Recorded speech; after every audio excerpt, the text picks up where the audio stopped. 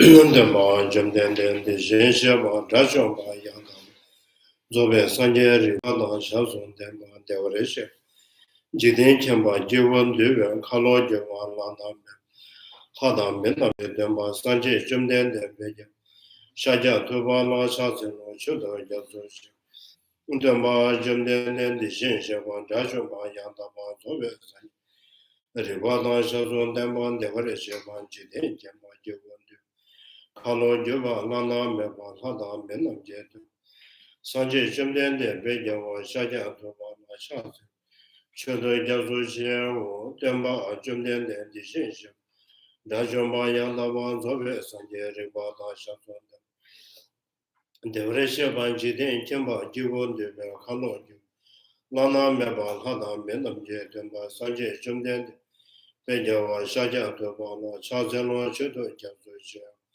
Kanzekanya Zowa Chatamazaya, Sajin Dena Goma Debra, Lanin Jeden Dena Georgia Zoha, Deze Keva Jama Shahata, Namda Bunga Jato, Susan Wa, Yishi Jato, Sergen, Chaban Jeden Sumna Lame Ba, Gombo Chonye Jama Shahata, Senjon Dema Chimen Davish, Sendon Jawa Jama Shahata, Nundure Jela Siva Sumaji, Nyame Kechen Jama Shahata. Gombo Tuji Chedema, Tamji Kembe, Sonomin de Yazujian, the Shin Tabe Desert, giving as one letter, Chido to them show you.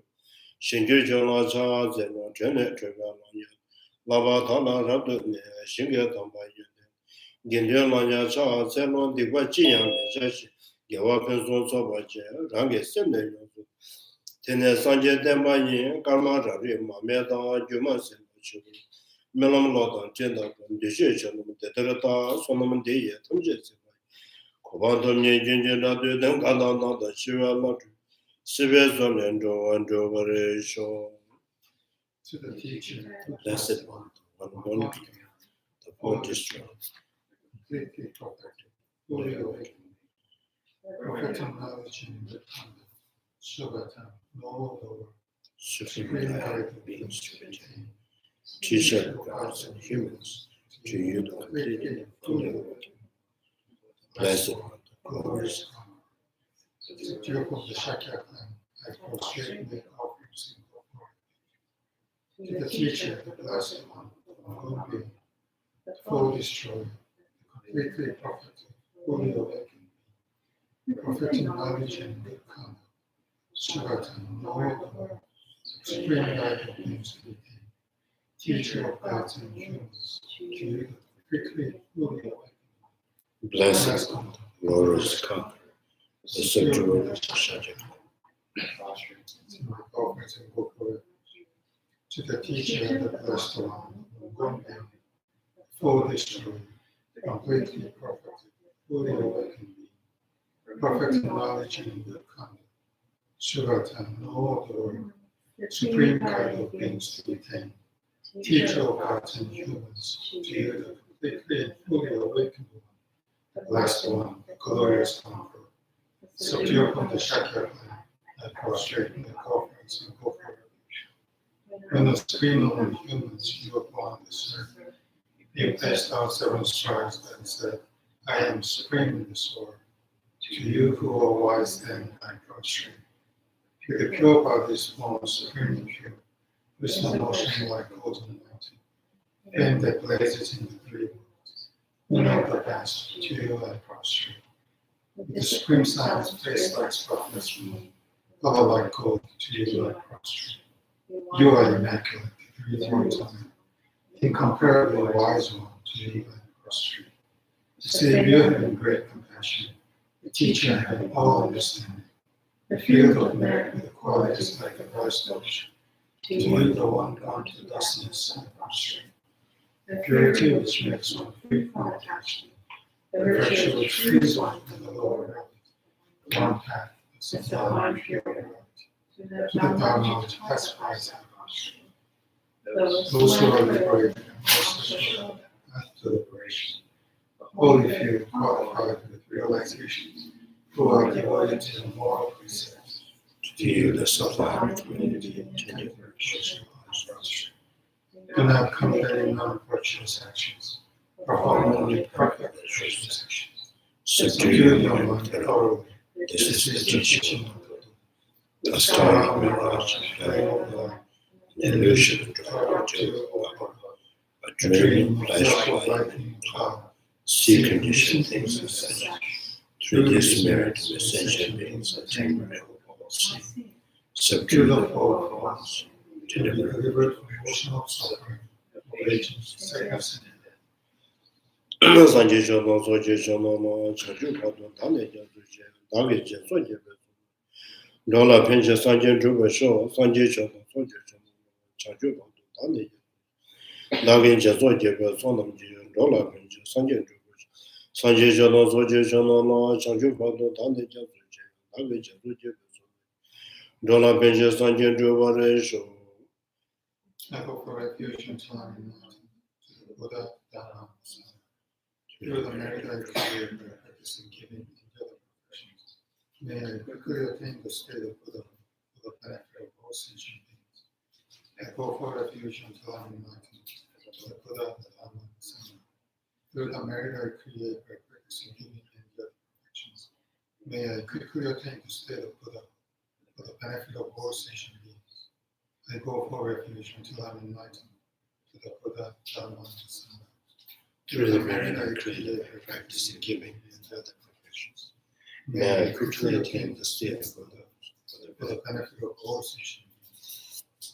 Pome Pumo Nijame, Tela Pume Deme, the Shinshu Pume, the Shinshu Pumaji, Kede Sanji Pumbola, then the Rajin, Rajin and the Kama, the Shingo, Kashi Shinjamo, then Tedani, Kashi Tanim, the Shinshu.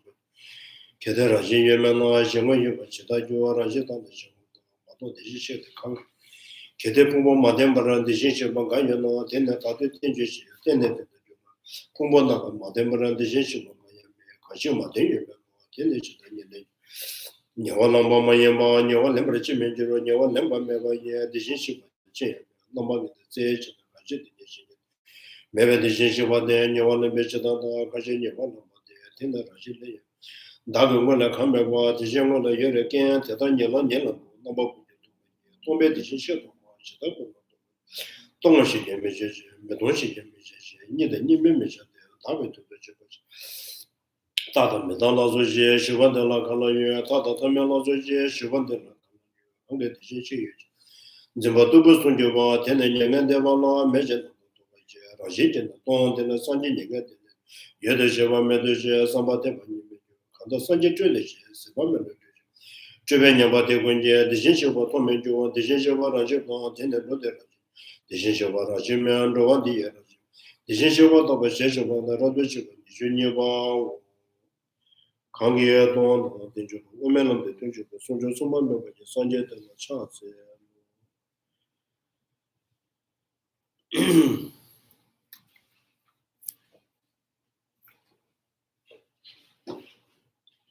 So we are on 60, page 65, is it?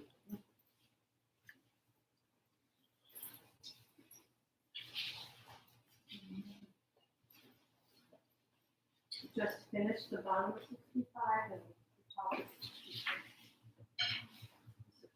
There.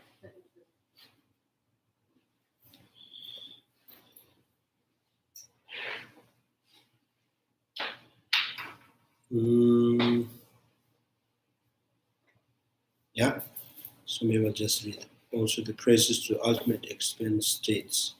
It is just a body, just as a body armor is cleansed by fire.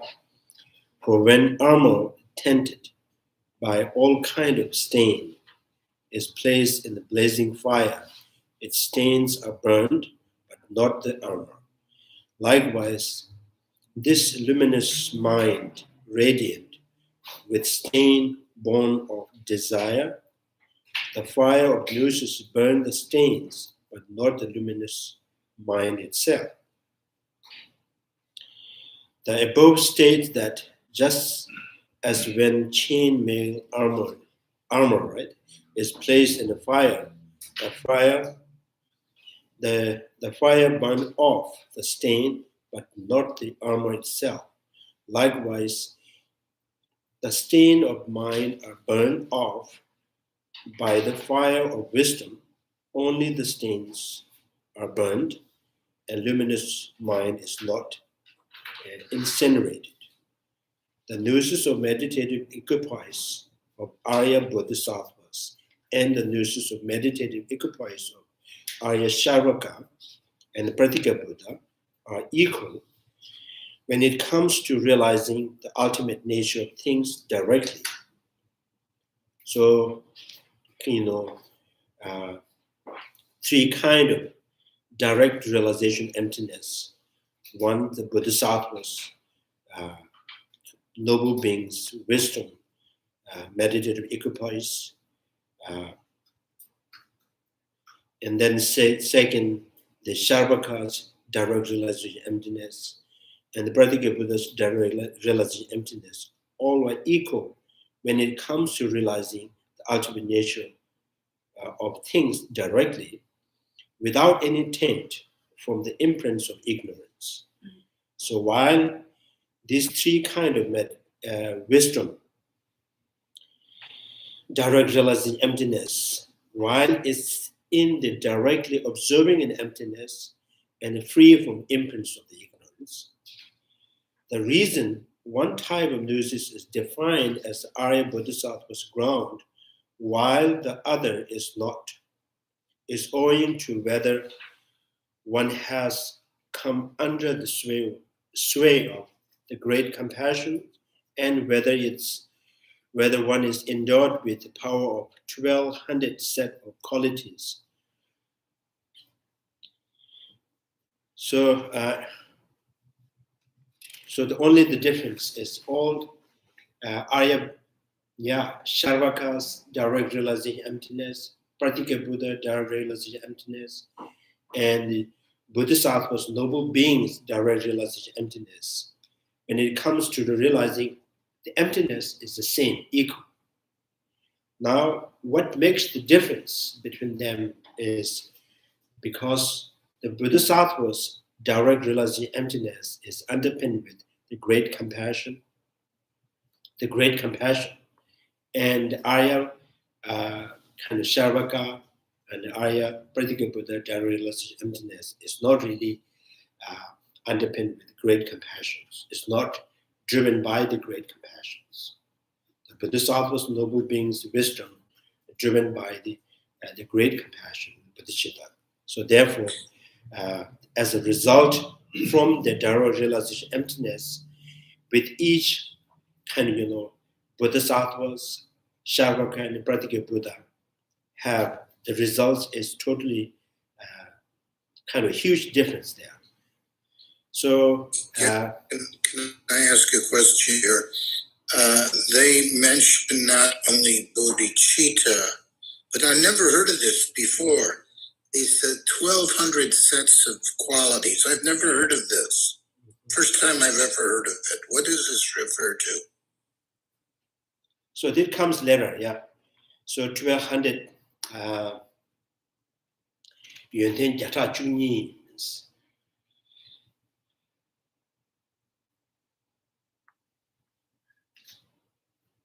Yeah, 1,200 qualities. I think this is like, something that contains the quality that contains within the Bodhisattva's noble beings' wisdom, and Arya Śrāvaka and Pratika Buddha, although they are equally, right, directly abiding in emptiness, right? So in terms of the realization of the emptiness, there's no different at all.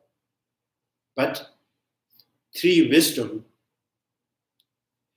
but noble beings, Bodhisattvas, direct realization emptiness, and Arya Śrāvaka and Pratika Buddha.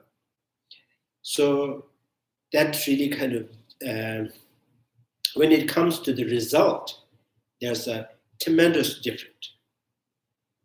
Right? So this is like,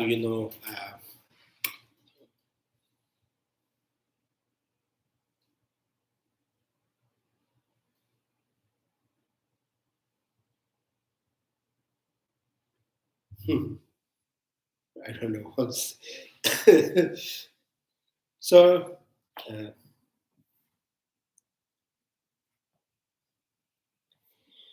Because the motivations, what motivates you, what kind of driven, kind of, what is that the force in their realization emptiness, the force and the Aryas, Śrāvakas and practical Buddhas, their realization emptiness is driven by the desire for seeking for peace, simply not wanting suffering. That is the only condition that drives their realization emptiness or enhancing their realization emptiness.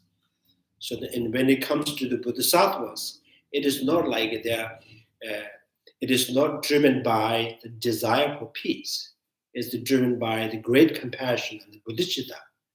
So although the wisdom, the same, they are realizing emptiness, but the result from that realization emptiness is the tremendous difference there. So then is a count at the 1200 set of qualities in the first bhumi and 12,000 in the second bhumi, then just kind of number goes up. So that also kind of, if you, so these are just kind of, the qualities we cannot really count. There is no example. So Chandrakirti, kind of, Chandrakirti, he was kind of, combining the Prajaparamita Sutra and the Asangas Alankara, kind of ornament of realizations. Two texts he combined. He thought this is more suitable, more kind of, maybe it's more effective. So rather simply kind of like, Nagarjuna's the root of the middle way and other many texts that explicitly emphasizing on the emptiness, right? And there is no any explicit statement of realization and compassion and the generosities. He just emphasized the focusing on that, the only emptiness. So Chandrakirti thinks that not just emptiness, he wants to combine the the ornament of realization emptiness, the qualities of the Buddha, bodhisattvas, and their 6 perfections. So the goal of this Chandrakirti's writing is he wants to combine the method and the wisdom together, and explicitly mentioning in the stated in his Chandrakirti's text. So anyway, later you can see the numbers, how this, what the 1210 set of qualities. So anyway, because of the motivation is different, that makes the big difference, right? So some go to cooking class, they're motivated by and cook for their family. Right? Some go to the cooking class to motivated by opening the big restaurant. Some want to the fast food. so their learning is same. They're same class, the same kind of knowledge, but the motivations. So if you have motivation motivated by, I will just take this class and then I can come back and cook a good meal for my family. That's only their desire. So the skill is same, but because of the motivations, that result, right? So when the result comes, there's a kind of huge difference. Right. Yeah. There's something here that I'm not, okay, let's forget about the 1,200 sets here. There's something I'm 1,200 I'm not quite, yeah. there's something I'm not quite understanding here about, like, for example, I thought, like, on the absolute level, if you rest in emptiness, there's infinite compassion. Everything is there. It lacks nothing. So when we're talking about motivation, this sounds like it must be motivation, not on the absolute level, but on the relative level. And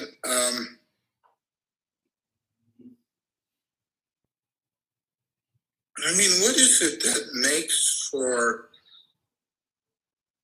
I mean, is it a talent? Is it just karmic or what? That some people have this very great motivation, some have they have an aspiration of great motivation, but they don't manifest much. What is it that makes for this great motivation? Is this something that it's solely cultivated by merit and the accumulation from merit? Is it from practice? Is it from non-dual action? What kind of is the basis for this? For this means motivation? This great compassion. This great, I mean, why is it so some people seem to manifest this, but relatively few, and others seem to have actually very limited. Most of us, as a kind of our lives are very limited. We live them with our families, and we're not. Most people really aren't out there making great sacrifices for beings. You know, like sometimes you look at people who are in war zones, they've never heard of Buddhism, and yet they're making these incredible sacrifices. So clearly it's not just taking the vow that's enough. There must be a further explanation of this.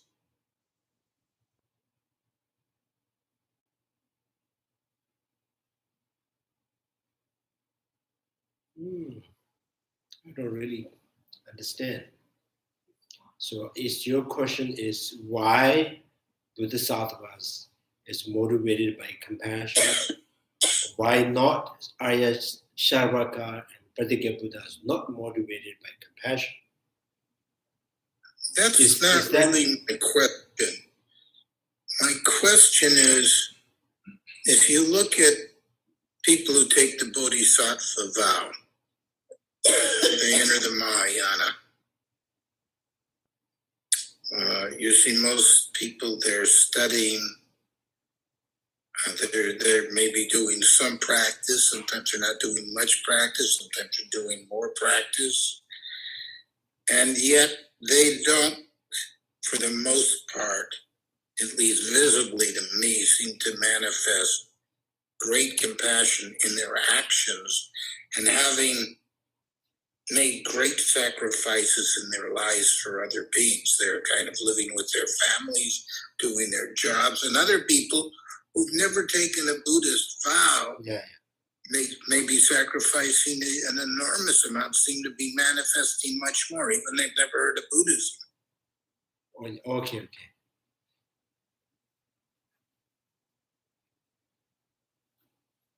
That's I don't know. So we should kind of get close to those people and then find out what really kind of driving them. Normally we see in some people that the motivation could not really determine by action, right? 100% you cannot see. Even the compassion, empathy or sympathy. So sometimes people just react from their own experience, their own projections. And people can, in other third person could comment on how compassionate he is. And when it really go closer to him, and then why you do that? And then people say, oh, this is what happened in my life, and I just react to my things.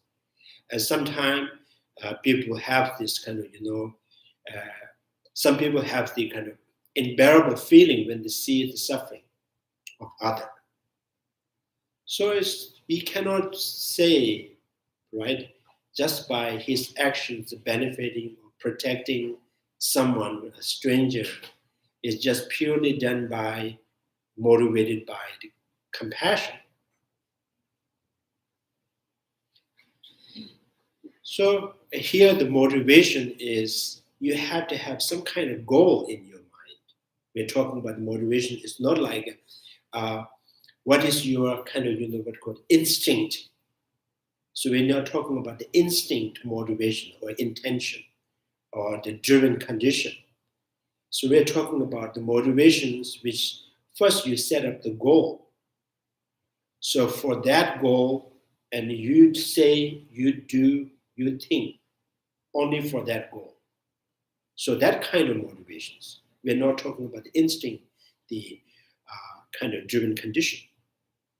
Instinct, there's kind of, too many.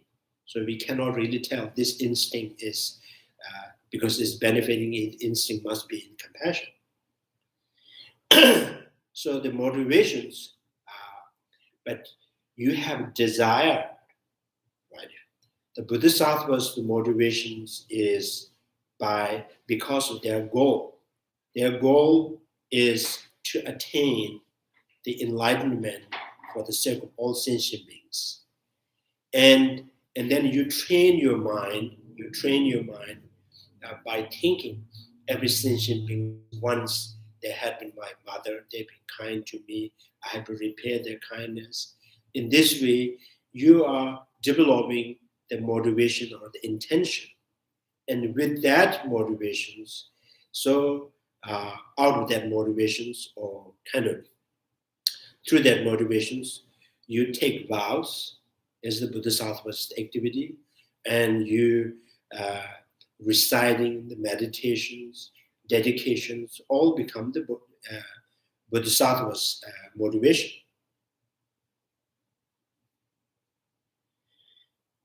And instinct level is mostly done by the habit.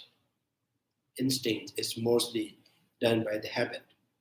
So even in animals, they're out of instinct. So some animals looks, even the tiger, right?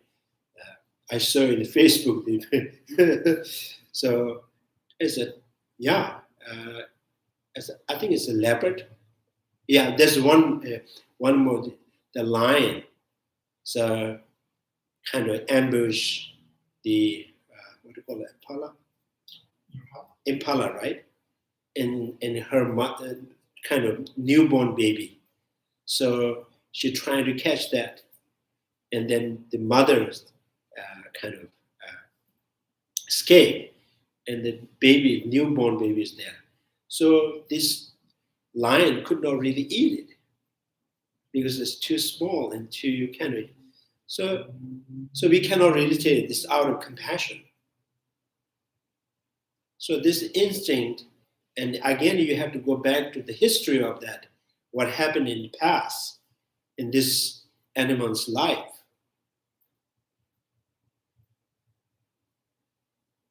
So instinct are here. I don't think this is kind of exactly what we're talking about, the motivation.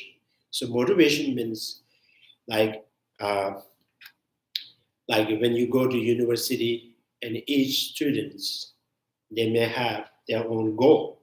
So if I graduate, I'll do that, I'll do these things, right?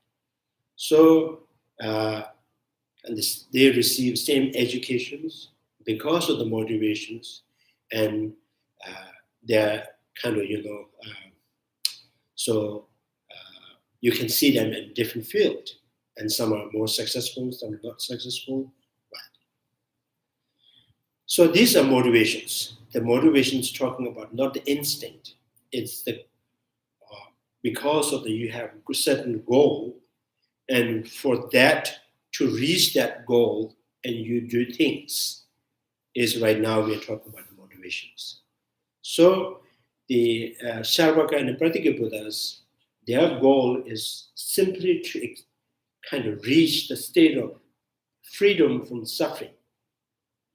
So with that goal keeping in their mind, and they also meditate, contemplate, and gain realization emptiness, and they also gain direct realization emptiness, that meditative equipoise and emptiness. So now the question is, yes, the Śrāvaka and the Arya Śrāvaka and the Pratyeka Buddha, they too possess this realization, direct realization emptiness. And the Bodhisattvas, noble being, kind of their direct realization emptiness. What's the difference? The way they see the emptiness is equal, is same. And why Bodhisattvas kind of, gain more qualities, why not Śrāvaka and the Pratyeka Buddhas? So again, this is because this is all driven by the motivation. So motivation is the great compassion. The great compassion is it's like a fuel for the Bodhisattvas to go on the path. Right. So when right now we are talking about the motivations that is related to their goal, right? Not because of some instinct kind of reaction or instinct feeling.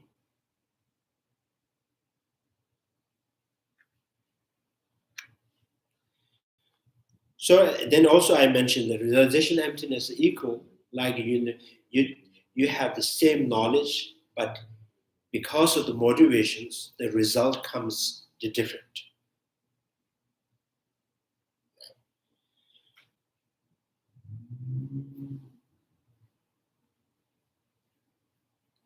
So when I don't think when we say, when you train yourself bicycling, right, in the mountain, you train yourself, and there's something become instinct.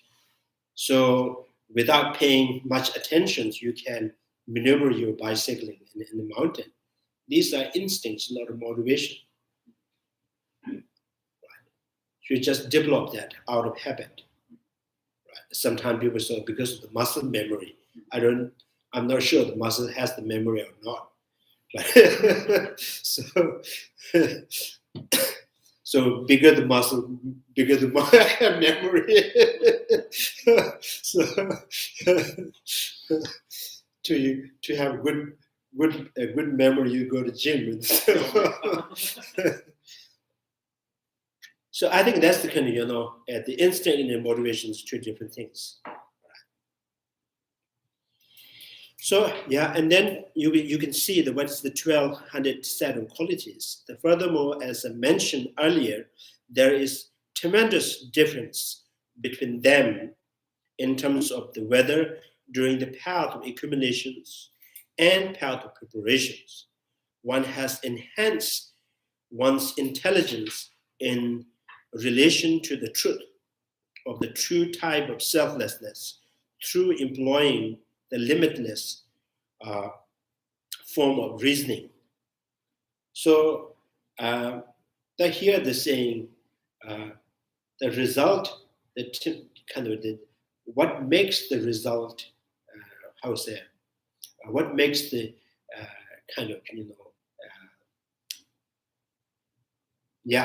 the Bodhisattvas has more quality, and Arya, Śrāvaka, and the Pratyeka Buddha, their realization emptiness is compared relatively less quality. So, and then says because of the compassions, it's always underpinned with the great compassion and bodhicitta.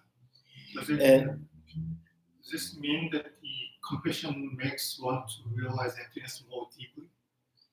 yes, compassion strengthening the wisdom realizing emptiness. Compassion is like, your shoulder, the strength in your shoulder, and then that really can influence your hand. So how much you can throw things, right? So if the shoulder has no strength, and right, by throwing, so this is like wisdom is the like a hand, and the compassion like it. This is an interesting phrase, limitless forms of reasoning. I've never heard this put this way. Limitless forms of reasoning. So limitless, because the root of the middle way from the chapter 1 to the chapter 27 is analyzing with emptiness through thousands reasoning. So to establish or to constitute one thing, the absence of intrinsic existence, and then you can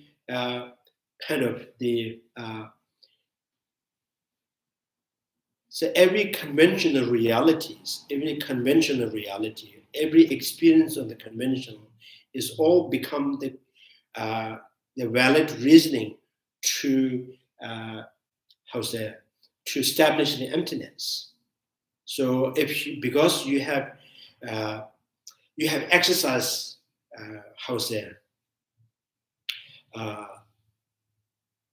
I think you have exercised through the thousands of reasonings, and then that become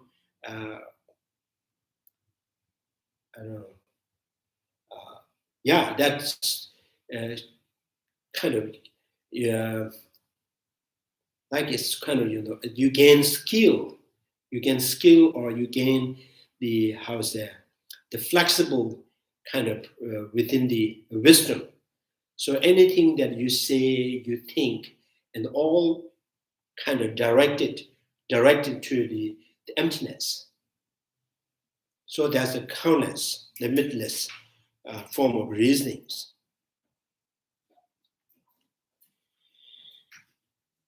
The praise from the commentary cited above, when divided in the terms of the facets, means that it is one and same uncontaminated nourishes, which is the whole.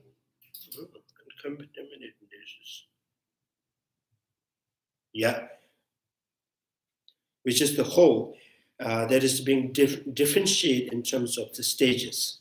So the first bhumi is wisdom realizing emptiness.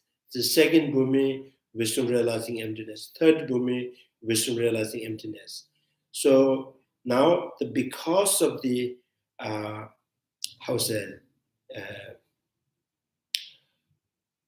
the wisdom that is backing up by the method is become greater and greater. So although all the wisdom and exactly same when it comes to the realizing emptiness, the same, because of the accumulation of the merits is different. So the first bhumi, accumulation of merits, and the second bhumi is accumulation of merits. So compassion is much stronger, more powerful. So that really sharpening the wisdom too, right? The first bhumi is much powerful, and powerful than ordinary bodhisattvas, their realization of emptiness. The second bhumi is wisdom realizing emptiness, more powerful than the first bhumi.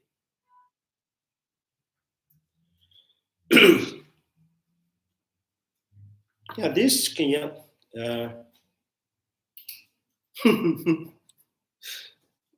so it makes sense to you right now. so once you generate the wisdom realizing emptiness, because every time the wisdom realizing emptiness, because the emptiness is just the one. When you're ordinarily kind of on ordinary level and perceiving emptiness, the emptiness is the same. And the path of inclinations, the path of preparations, they are realizing emptiness. The emptiness, there is emptiness not really improving or decreasing anything, doing nothing. So the kind of the wisdom, which is kind of single-pointedly meditating on emptiness, the wisdom itself kind of further and increasing, enhancing. So not because of the emptiness itself, because of the what really kind of supporting, what associated with the wisdom. So the compassion and practice with generosity, so all these 6 perfections, that really kind of sharpen the wisdom and enhancing the wisdom. So that's why, all these kind of sub-corporate conditions, which is lacking in the Śrāvaka and the Pratitya Buddha. So differentiate in terms of stages, with earlier and the later part becoming the individual facets, that these are referred to as the grounds because they serve as a locus or basis.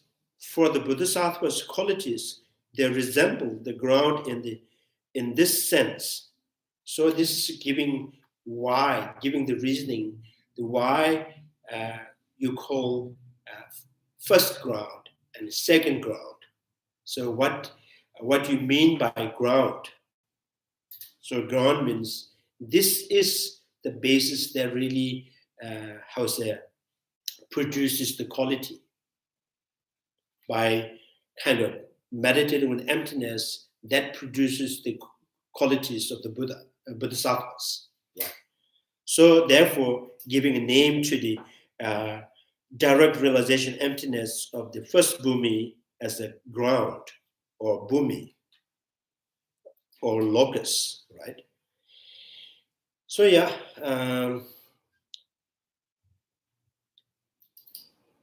the resemble of the ground in this sense, and hence the epithet, right?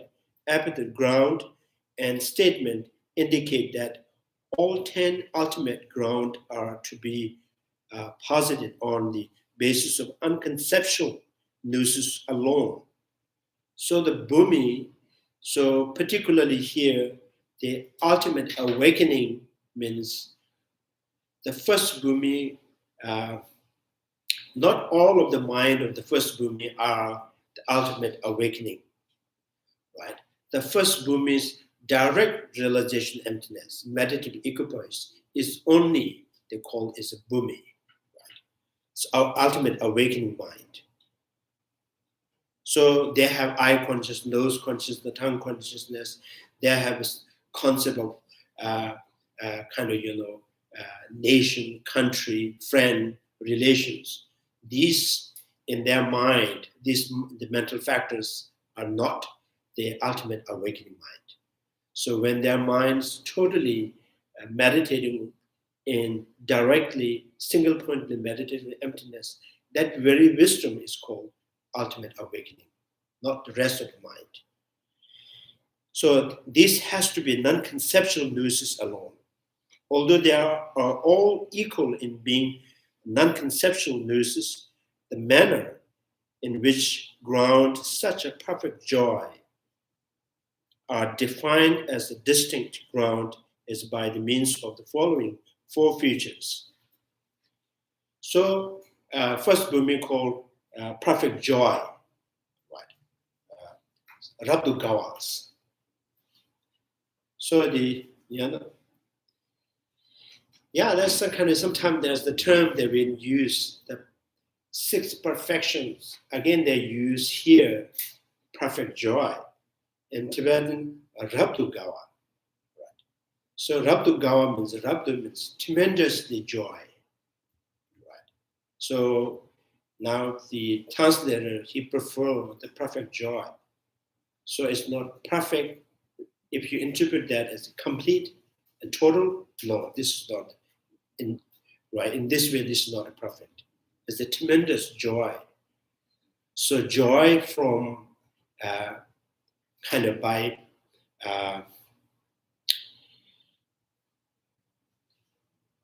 kind of unique, the quality and the practice of generosity.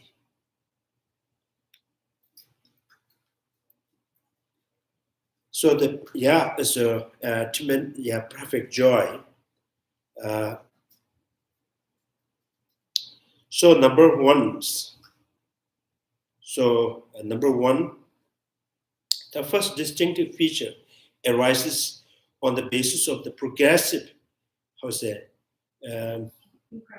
increment in the number of qualities, such that there exists set of 12 qualities in 100 folds on the first ground, the set of 12,000-fold on the second ground, and so on. These will be described below. Yeah. So these are just kind of, for us, it's just a word. So, yeah. So the Chandrakirti, because I believe Chandrakirti, so Chandrakirti said there's some kind of different quality, and we say yes. I agree. So still not making sense to me, but I agree it's possible. So we say I agree it is possible. And the second distinctive features pertain to the ever-increasing enhancement of the excellent power.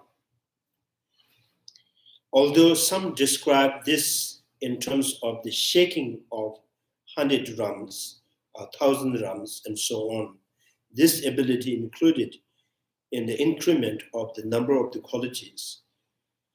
It thus appears to pertain instead to the ever-increasing power of the individual ground, their power to cleanse the pollutant and traverse the path. So I think the second quality is the mainly, Lama Tsongkapha says, second quality is Tima Joma Top, means Tima Joma Top. So the power of way, it's the power of the antidote, right? So with kind of the power of the antidote, the remedy or kind of overcoming afflictive emotions is much, much greater than the path of preparation and the path of accumulations. This is why they're given Timanjong top, the power to cleanse the pollutant. So when you have the unique antidote or very powerful antidote, so I think you can say why it's so powerful. So I think it's like, when we say someone, oh, he is tall, and then we also think about compared to whom is tall, right? So in similar here, this first ground, direct realizing emptiness, has the power to cleansing the pollutant.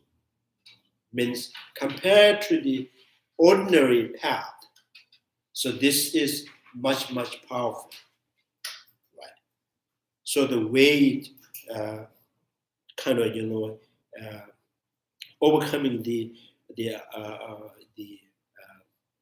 afflictive emotions, and it traverses the path. So therefore, it has a powerful antidote to overcome as a negation element, right? So, and then therefore, it also has the power to enhancing their path or increasing the path, go faster.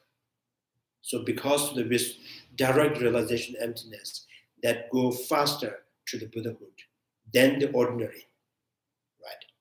So you see the comparison. So before the noble being, before it was ordinary noble bodhisattvas. Ordinary bodhisattva means bodhisattvas in the path of preparation and path of accumulations. So these ordinary bodhisattvas, their realization emptiness is not directly, right, and directly realizing emptiness. So their ordinary bodhisattvas realization emptiness is still conceptual. Right? Conceptual means their realization emptiness is again through imagination, through mediation. So when this ordinary bodhisattvas become the noble being, and their wisdom is much, much powerful than the past, right? So that's why it's giving the power of the cleansing, the polluted, and the traversed the path. So that's the second quality. And then the third quality is the third pertain to the feature of the excellent with respect to the perfection, the excellent in the perfection of the generosity on the first ground, and excellent in perfection of morality and the second ground, and so on. So the bodhisattvas, the main practice is to perfecting their generosity, morality, patience, and concentration, and the wisdom. So the first bhumi and the special kind of, I think has the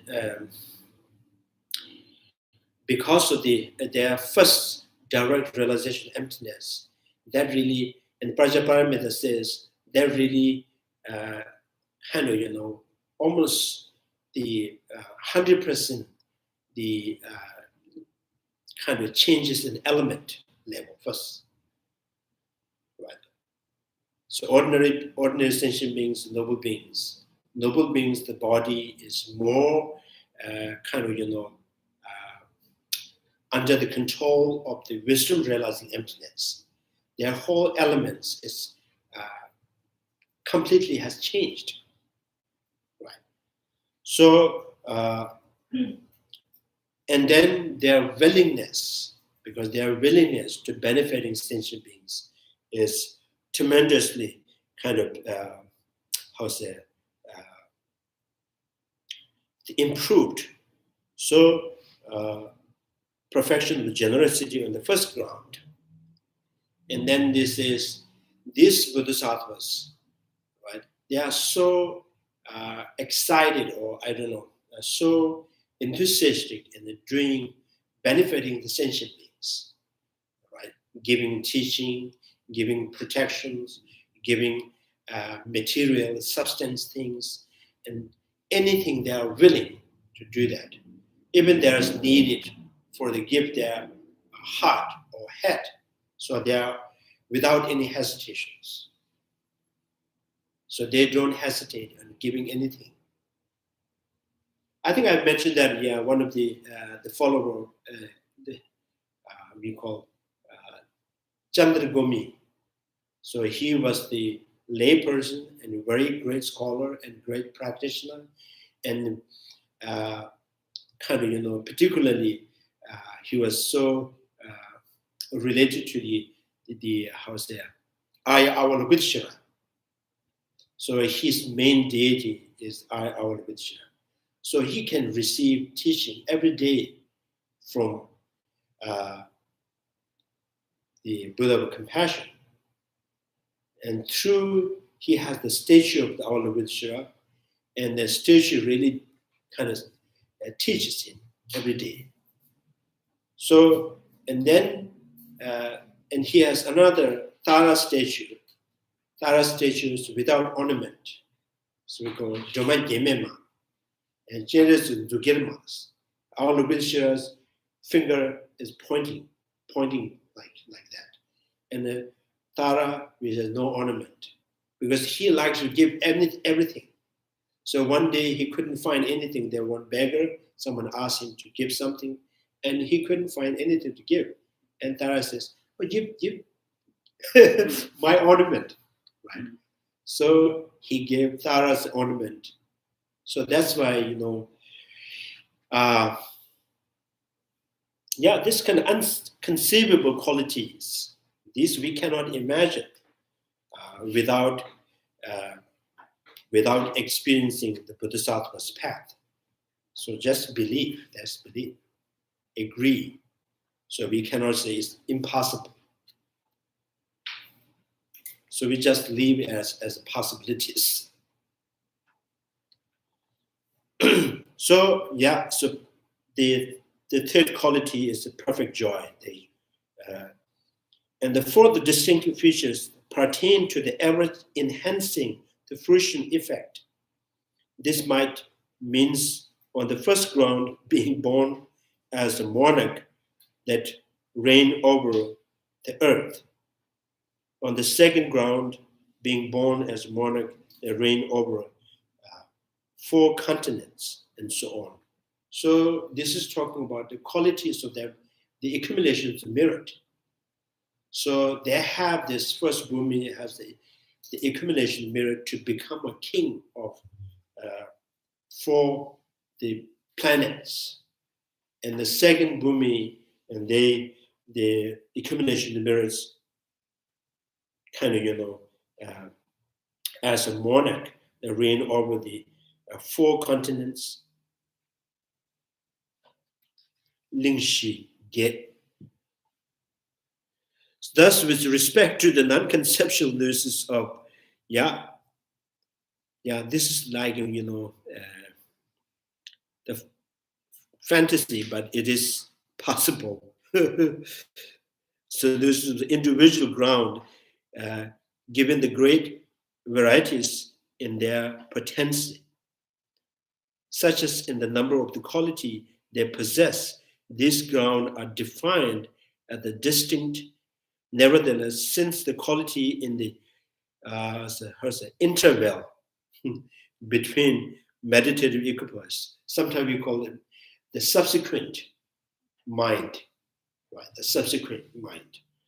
Here's the interval. So interval that reminds me of one movie. So the movie has the interval. So, equipoise individual ground also be included as a part of this respective ground. This ground should not be defined by their meditative equipoise alone. So as I mentioned earlier, the first Bhumi, and the quality of the minds. So there are many kind of mind. There's a compassion, generosity. So meditative equipoise and the subsequent mind of those conventional mind. Right? It is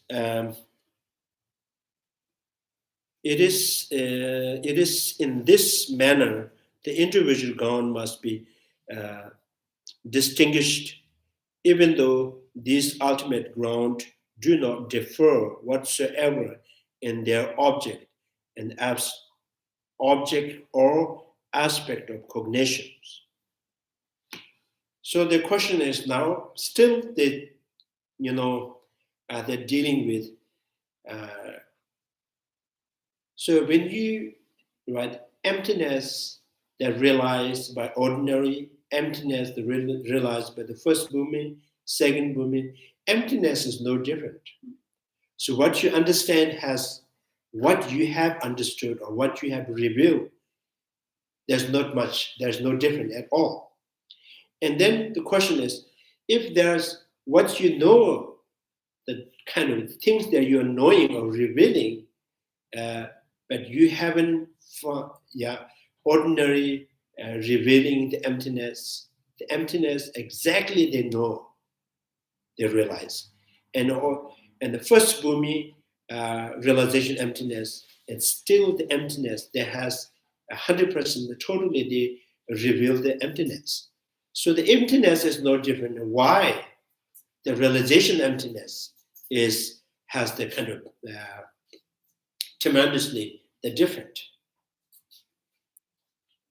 So then again, this is questions. The how, it's almost like this is, I cannot really imagine this kind of qualities, 1,207 qualities in the first bhumi, 12,000 in the second bhumi. So just numbers keep going up. But so when I closely look at the realization emptiness, wisdom side, and the object that you realize, there is not much difference, right?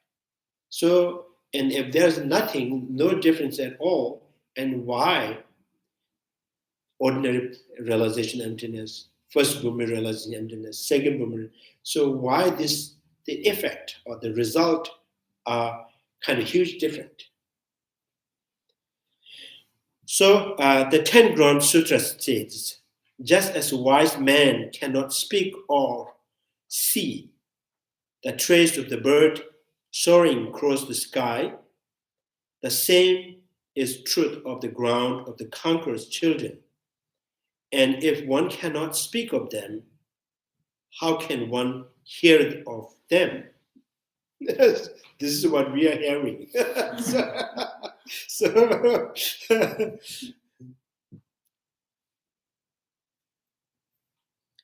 although the bird soars through the empty skies, the wise people of the world cannot describe in word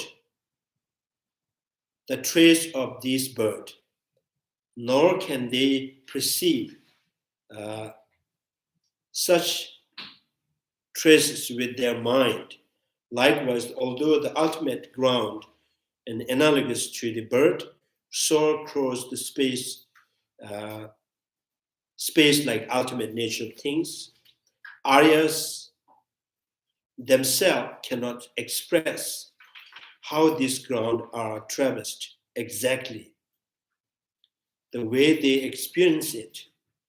And so those who are listening to it certainly cannot hear it exactly as seen.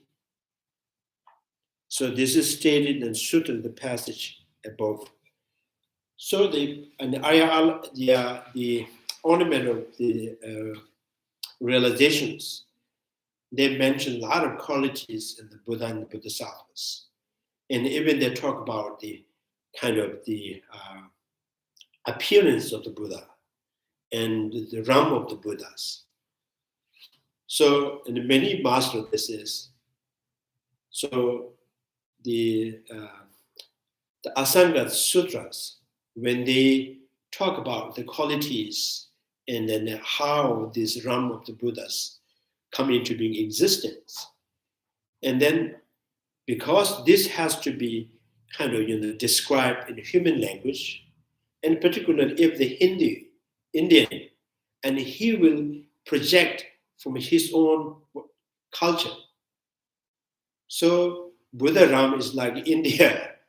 So when this really spoke by a Tibetan, and then he will talk about like how happy they are, how tasty that delicious the food in the Ram. So Tibetan may talk about maybe butter tea or meat or something like that, right? So this is kind of you have to so there is for sure there's the quality, the big difference, but for the human being to imagine, and we have to come up with our own projection, culturally projecting things, right? And then exact way is you have to go through and you have to experience. So then you will see. When you see, you cannot describe to the other. So this is what it's saying.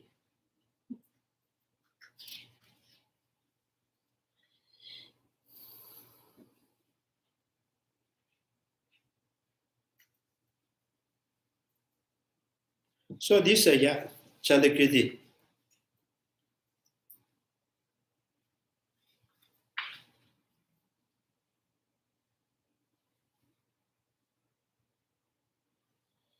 Yeah, but just, but still, it's not a bad news, it's good news. So we hear bad news all the time from the projection.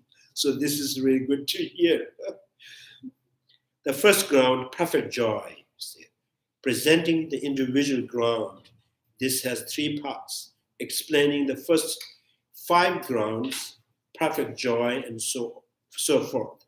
Explaining the 6th ground, the manifest. Explaining the remaining 4 grounds, gone afar, and so on. So explaining the first 5 grounds, the perfect joy, and so forth. The first is 5-fold. The first ground, perfect joy. Second ground, stainless. Third ground, luminous. Fourth ground, radiant. And the 5th ground, how to conquer.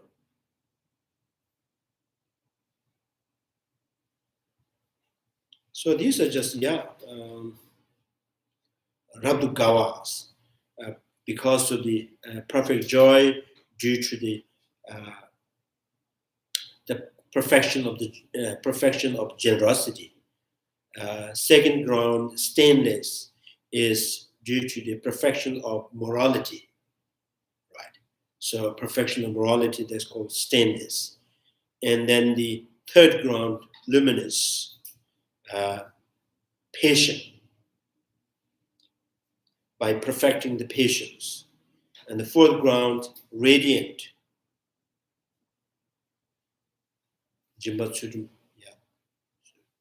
And then radiant is perfecting the diligent or joyous effort, right? So perfecting the joy effort, the radiance, and perfecting the concentrations and how to conquer. So right after the 5th ground, so they gain perfection of wisdom. So between there, this is hard to conquer. So the eliminations of the most subtle, right, kind of they're called subtle afflictive emotions.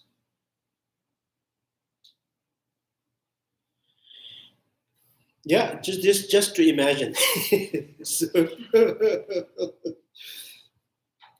So this has 3 parts: brief definition of ground and the basis, and extensive presentation of the qualities, the attributes, and the conclusions stating the qualities of the ground, the brief definition of the ground, the basis. Now, the Bodhisattva's mind fall under the compassion sway.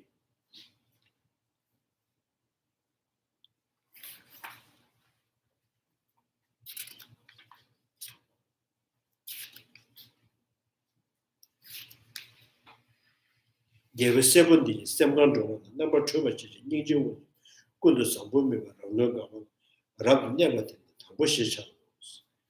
so this is talking about the first bhumi, Gyavesebo, Bodhisattvas, mind fall under the compassion sway.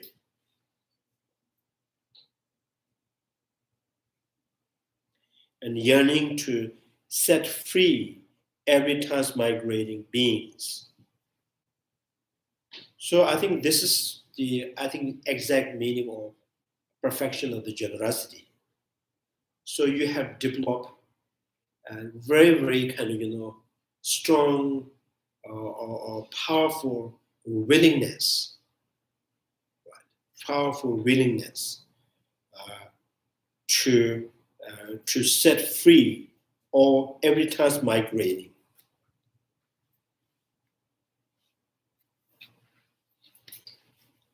Yearning to set free every transmigrating through the intense dedications with some of the Bhadra prayers. He abides in perfect joy. This is called the first ground. So king, what do you call it? Yeah, king of prayer? Yeah, King of prayer. So these are the dedications like first noble bodhisattvas, when they become the noble being, and then they have, I think they're kind of, it's like, someone who is, for example, ordinary people who is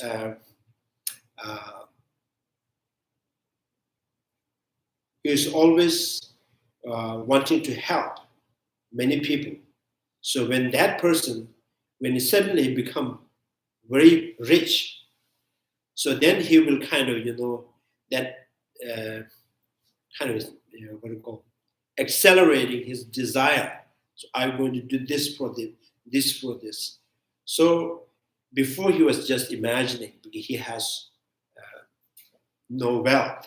So he has the desire to help. And when he gain and kind of great wealth, then he will kind of, accelerate his desire and right, with excitement. So this is a Shamantabhadra, king of the prayers, that dedications done by the Bodhisattvas.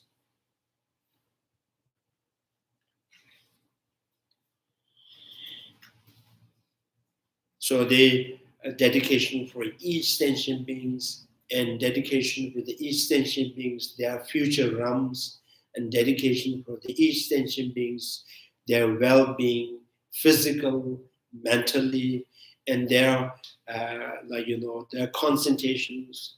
So you just kind of start to kind of looks like it's like a fantasizing about sentient beings, right? So I wish these sentient beings this kind of physical wealth. I wish these sentient beings have interest in Buddha Dharma. I wish these sentient beings gain this kind of realizations. I wish this sentient being will be born in a pure realm. So I wish this sentient being can help and other sentient beings. So this is kind of dedications, countless dedications that are done by the first Bhumi out of joy, perfect joy.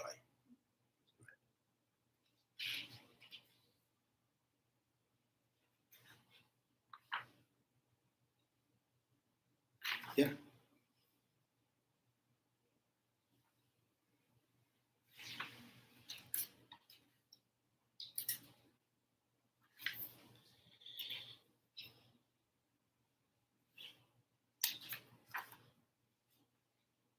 So that's what Bodhisattvas mindful under the compassion sphere, yearning to set free every sense migrating through the intense dedications with the Samadhi prayers. He abides in the perfect joy, and because of he is in the state of perfect joy. Right.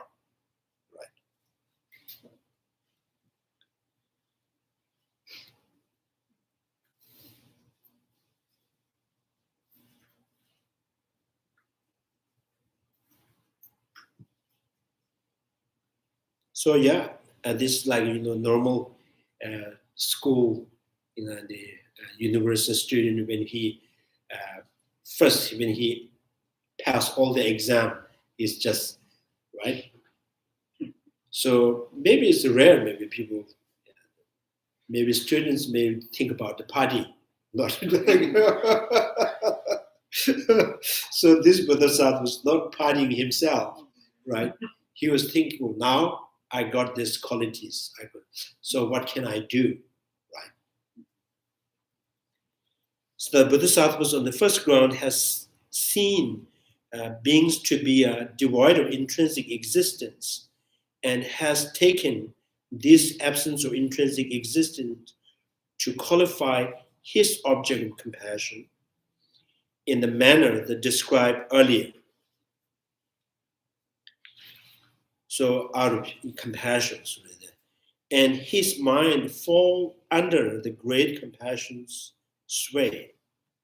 So all his wisdom, knowledge, skills, all driven and influence or impact by the great compassions. Therefore, yearning to set free every transmigrating beings on the ground that bears the name perfect joy. So then that really kind of deserving name is the perfect joy. Right? He abides through the intense dedication of all his virtues with the Bodhisattvas, Samadhi prayers.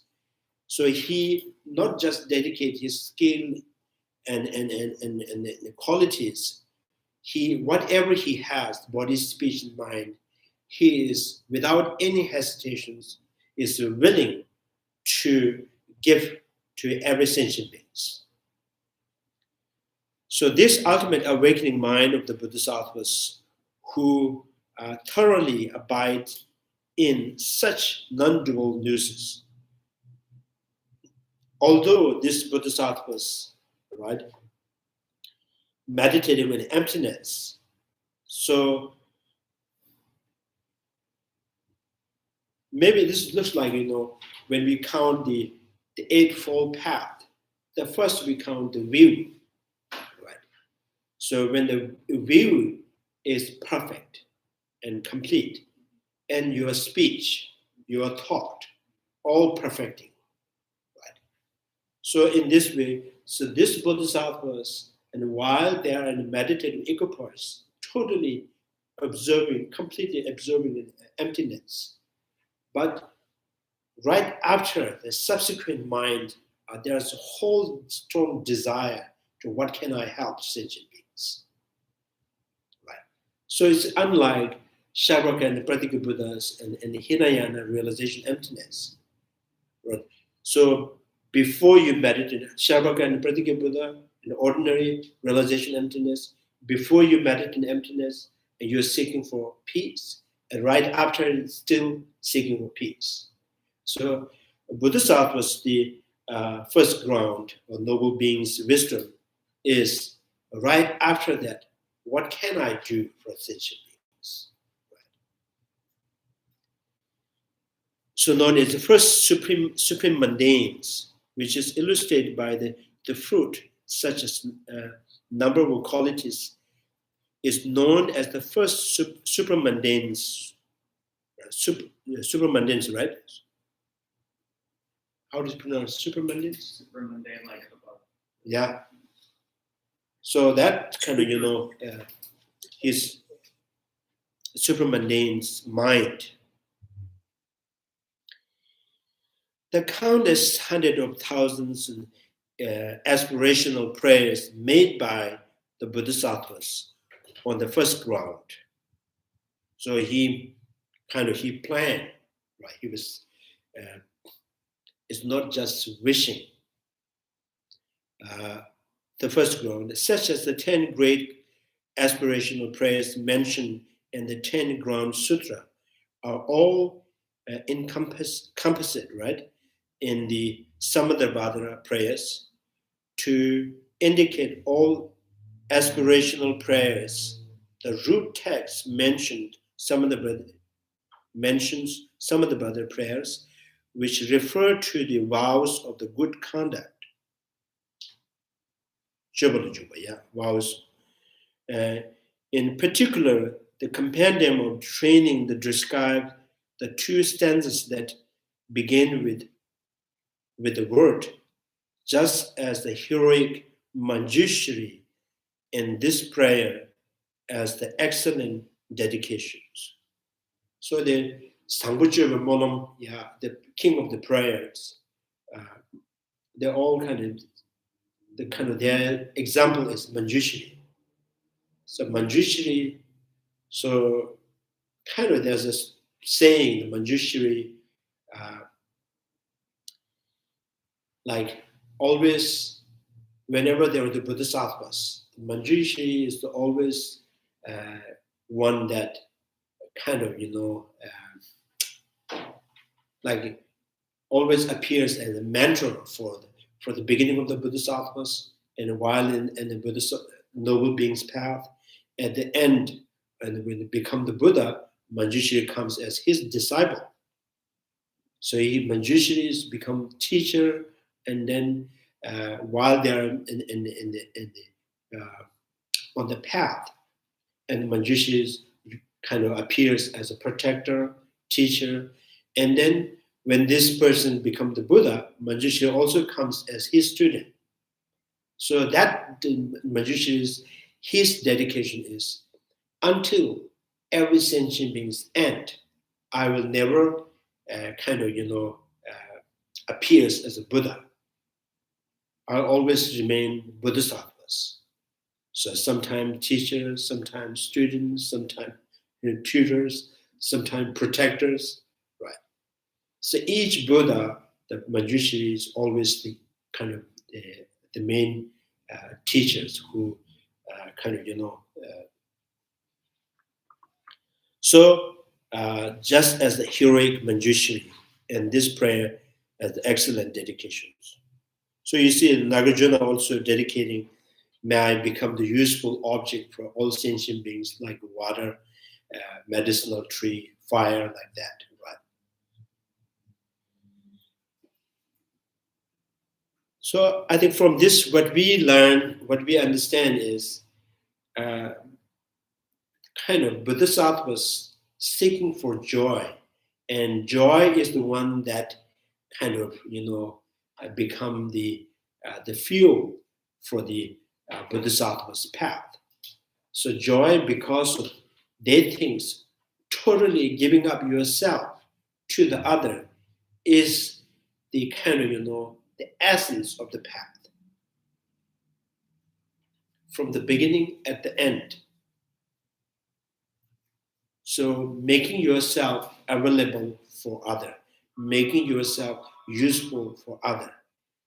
So that is the they find this is the essence of the practice.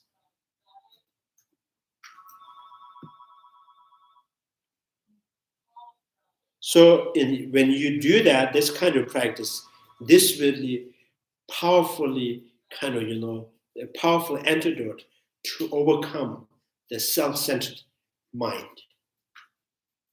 So making yourself is something useful object for the others.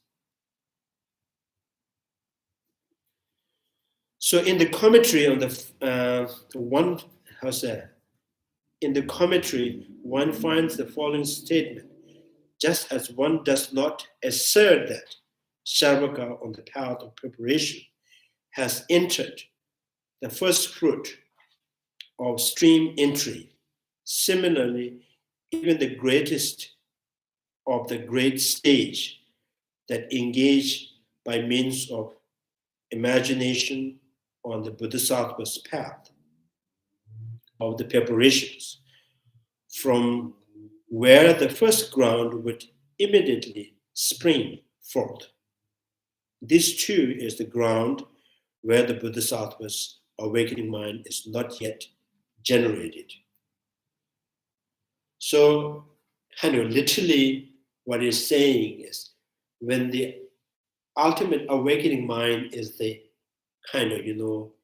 if this is the ultimate bodhicitta, then the conventional bodhicitta is conventional bodhicitta, bodhicitta that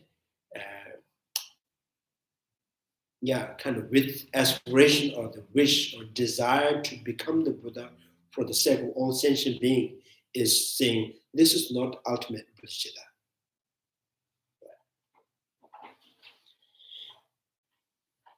So in this, what has above citations means that this is the stage where the ultimate awakening mind has not yet been generated. Generally speaking, however, I explained above, it is the accepted in this Madhyamika traditions that even from a stage lower than this path of preparations, the mind of excellent awakening has already been generated, and there are because there are bodhisattvas below this level. Shantideva's compendium of the training 2, established by the means of numerous sutra citations, present of the awakening mind is ordinary beings So those who assert such beings are not actual, but only mere facsimiles, right, of the bodhisattvas are engaging in the full explanations. So there's kind of trying to interpret this line, the compendium in the commentaries.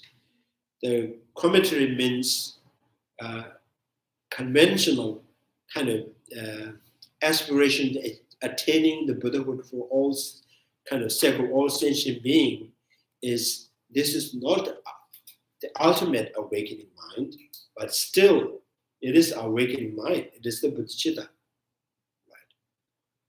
So not yet generated in the commentary says this means path of preparation and kind of ordinary path of bodhisattvas.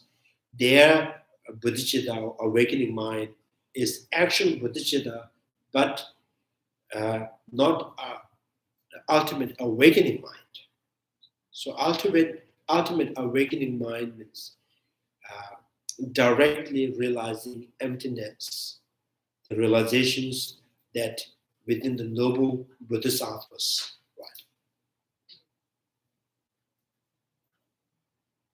So yeah, this we always says our ultimate awakening mind, conventional.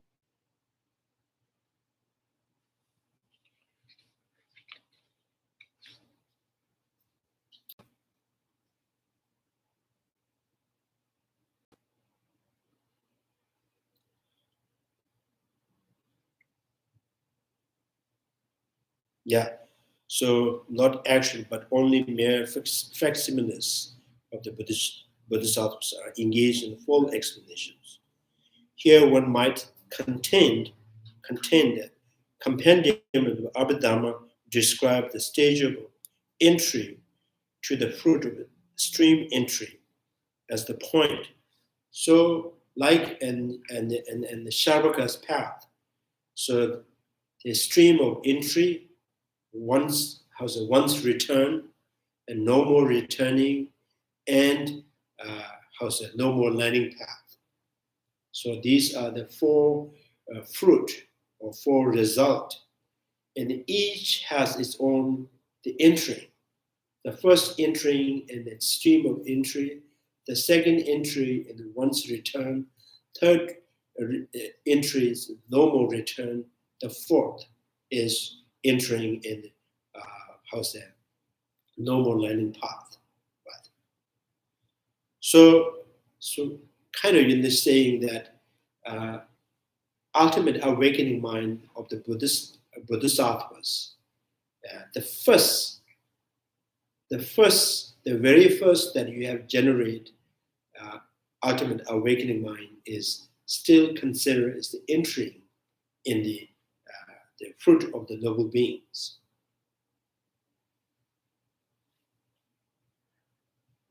Yeah, this is the kind of terminologies they use.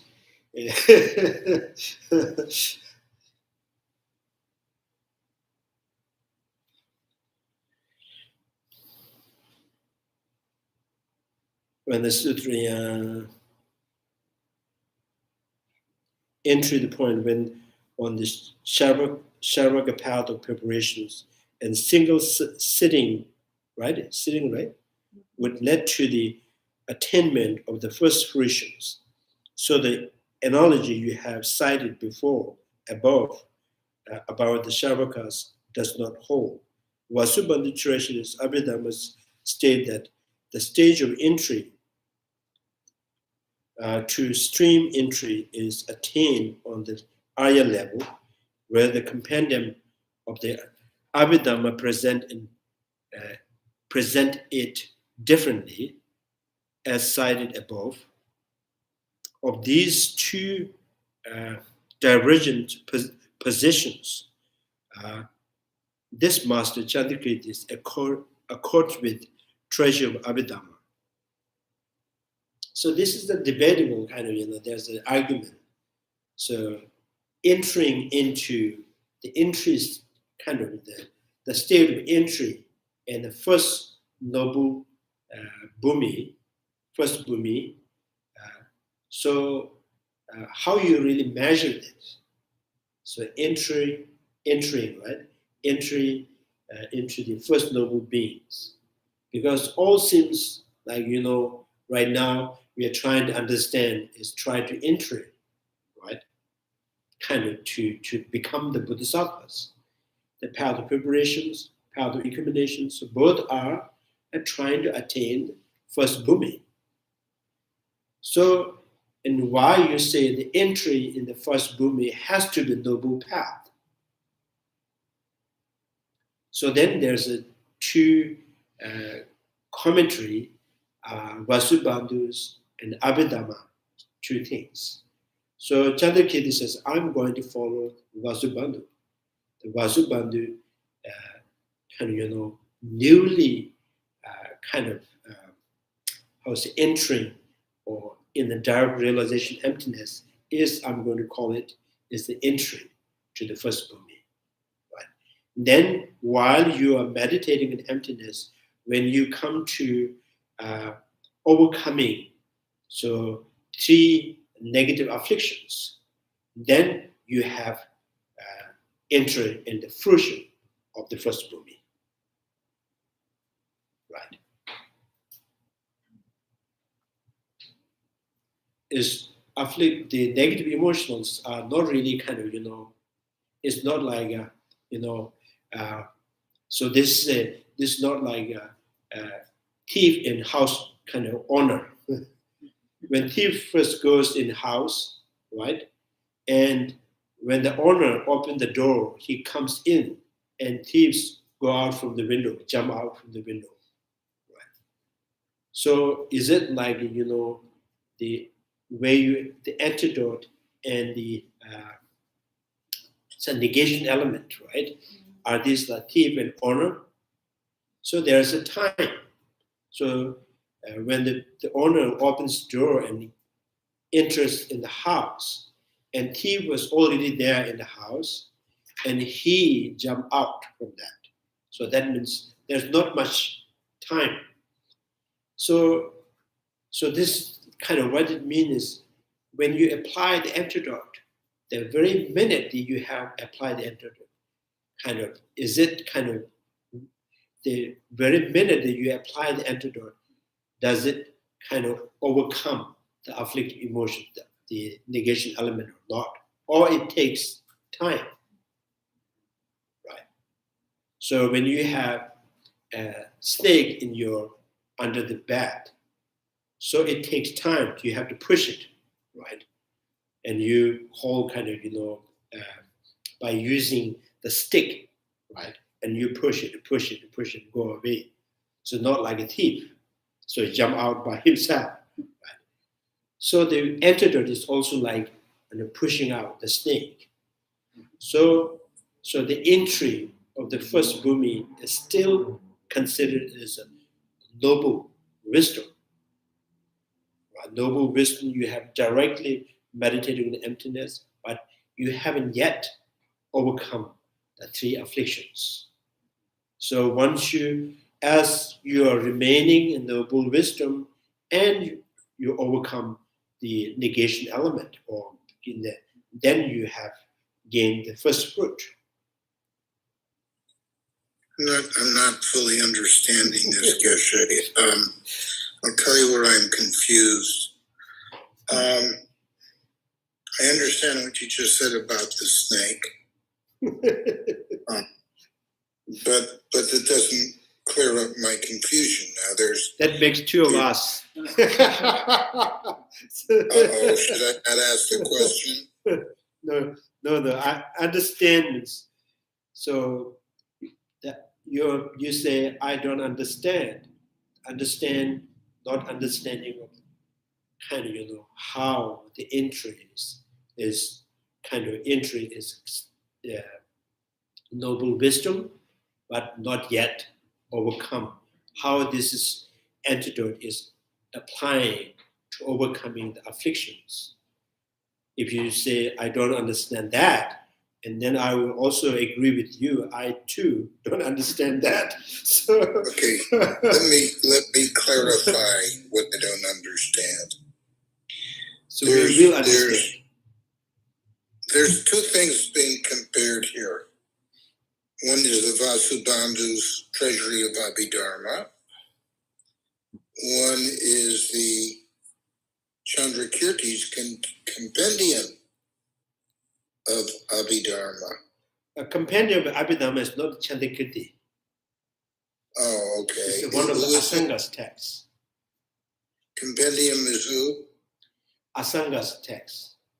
Okay, Asanga's text. So now it's stated here that with Vasubandhu's treasury, the stage of entry is on the Arya level. And what I understand or misunderstand, as it is, about the Arya level is that Aryas have had direct realization of emptiness. I think that's the definition of Arya. Am I correct? Yes. Very correct. Okay. Now, the other one that's being followed here is Atisha's compendium of the Abhidharma. And what is it? Oh, Vasubandhu. Vasubandhu. I love Vasubandhu. I read by him. But what I don't know is what Vasubandhu's compendium says. Does it say, for example, no, as soon as you've taken the vow, you're a stream enterer? Apparently it doesn't agree that you have direct realization. So it seems to imply that Vasubandhu's approach, or I shouldn't say his approach, his explanation is that you don't have to have direct realization of emptiness to be a stream enterer. Is that correct? Or am I misunderstanding something? I think, let me tell you, this is what they are discussing is ordinary being to the noble beings, to move from the ordinary to the noble being. So this is like ordinary being to the noble being. So the entry here is, so the entry of the noble being, and so Chandrakirti and the Vasubandhu says it has to be noble wisdom. And the Asanga text, the compendium of the Abhidharma is saying, so entry is not necessarily noble wisdom, because entry means so you are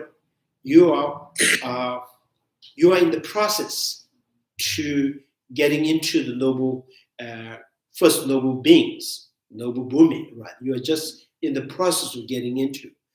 So here, Chandrakirti and the Vasubandhu is saying the entry is not whole process is entry. So because ordinary being to the noble beings, the transactions within the meditations. So if you're not meditating, right, single-pointed meditating, you don't consider you are in the process, you are in the entry. So the entering is to reach this first bhumi, the entry has to be same kind of, the one continuum of the first bhumi. So one continuum of meditations. So ordinary become the noble being is meditation to the meditations. You become, you can move to ordinary to the kind of noble path through the wisdom. So when you're doing prostration, you're talking, you're still in the process of the going into the attainment of the buddhahood and noble being, right? You're doing recitation. This does not consider as your entry. So you can say I'm in the process, or I'm in trying, or I'm in the condition, right? You can say, I'm in the condition to becoming the bodhisattvas or noble being. But entry, so Vasubandhu Chandrakirti says, entry means you have to be in that same meditation. So the meditation to the meditations, you can move from lower ground to the high ground, right? So that's kind of, they are trying to figure out, and almost like how you really measure that. So the compendium of the Abhidhamma is saying that, so I would say the entry means just simply is the process. As the process, then you have a lot of there's a lot of argument. You can find a lot of dispute on that, because then say, if path of accumulation, the path of preparations means you're already in the entry of the first bhumi, then why? Because it's a condition. You are conditioned to become the Buddha. An ordinary being who is not really practicing, who haven't gained any knowledge, and they too have to be in entry, because they are conditioned to become the Buddha, right? So the every sentient being, held being, animal, all in entry. Mm-hmm. So then says the entry has to be in kind of one continuum of the meditations. So meditation to the meditation, you become, gone from the lower to the higher is through the meditation.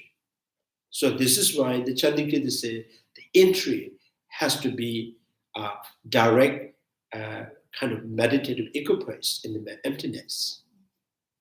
So then the question is, and then you may ask, like, for example, or if directly meditating in the emptiness, directly meditative equipoise, if this is the entry, so that means when you reach the noble wisdom, so you're already, you already got the fruition of the first noble being. Then Chandrakirti said, no. When you first enter in the noble path, noble wisdom, still you have, it's not necessarily you have reached the fruit. So this is like your interest in the house, and you know there's something underneath the snake and underneath your bed, right? So first you go inside the house, you look at the snake, and you just push it outside. So that means outside you'd say, if someone's, maybe there's some snake in your room, and then while you're driving to the airport, I'm interested. So all these are conditions you are going to, but when you actually come into the house and you're dealing with the snake, right? So that means the entry has to be first noble wisdom, but you haven't reached first the fruition of the noble wisdom. I see. So Vasubandhu's kind of standard for entry is higher. Yeah. It's more strict. Yeah, it's more specific. Yeah, and others is like a general kind of. So whole process become the entry. Right. Mm-hmm. Thanks for clarifying that point. Yeah. Thanks for your questions. Yeah. Geshe-la, good evening. This is Mariana. Can I ask a question? Okay. Thank you, Geshe-la, thank you. Beautiful teachings. I really enjoying it. I think it's pointing out it's kind of the first entry into that, we can say, liberation or seeing the emptiness. It is happening with the own mind, not looking at the outside phenomena, but looking in the own mind. Because they're seeing empty nature of the own mind, and seeing also that all these three afflicted emotions, not that it's, I would say probably it's anger, attachment, and ignorance. And this is, of course, when the person perceiving that there is empty nature of attachment and aversion, that's kind of entering point. But I think at that point, it's impossible to completely liberate them. because it just kind of the first moment of awareness and saying that, because the afflictions still would be very, very strong. So since they are strong, it would be like more training to train themselves, kind of perceiving them as empty of inherent existence. And that it's probably the take, it's like so many bhumis. Mm-hmm. And based on the other teachings, what I heard, from the first bhumi up to, I believe, 7 or 8 bhumis, our karmic propensities are still there. So even the person still not produce any negative actions, still all of these afflictions will appear. But then the person, I understand from different teachings, will have more and more easy way to deal with them. So this is kind of my understanding. Geshe-la, can you say something about it? So you have already said. I would say excellent, excellent, excellent. Well said. Okay, thank you. Thank you. So that would be a correct understanding, right? So right now, what I'm going to say is, what is these afflictions that really kind of obscuring to reach the first fruition of the noble bodhisattvas, right? So then here's the jikta-kuta, means the grasping at self of phenomena and persons, right? The kind of, intentionally or believing there's an intrinsic existence of self of phenomena, that view, and tawa chonzi, the supremacy on the view, right? And the supremacy on the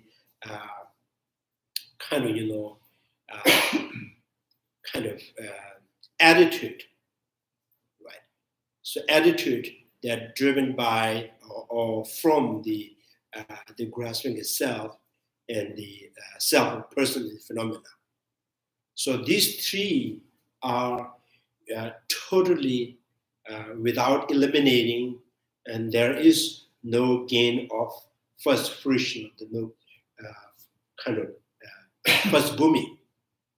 So when the ordinary bodhisattvas, path of accumulation, then path of preparations, then this path of preparations, the bodhisattvas on the path of preparation, and he gradually and improving his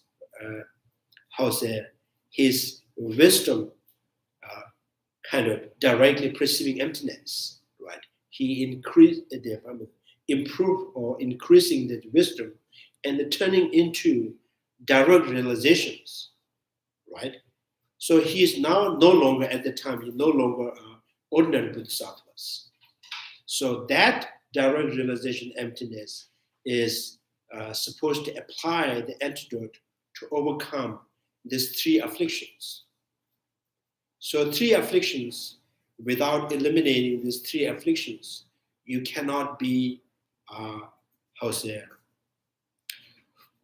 you cannot be on the state of first bhumi at the fruition, right?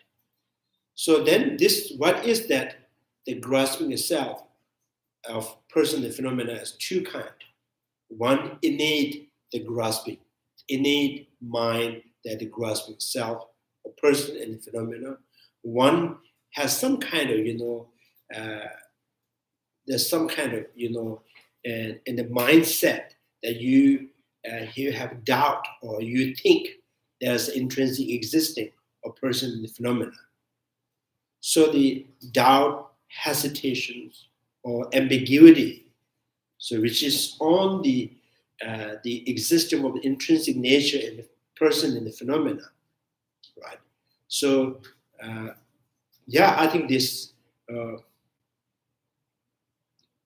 jikta kunda means the kunda means imputed misconceptions,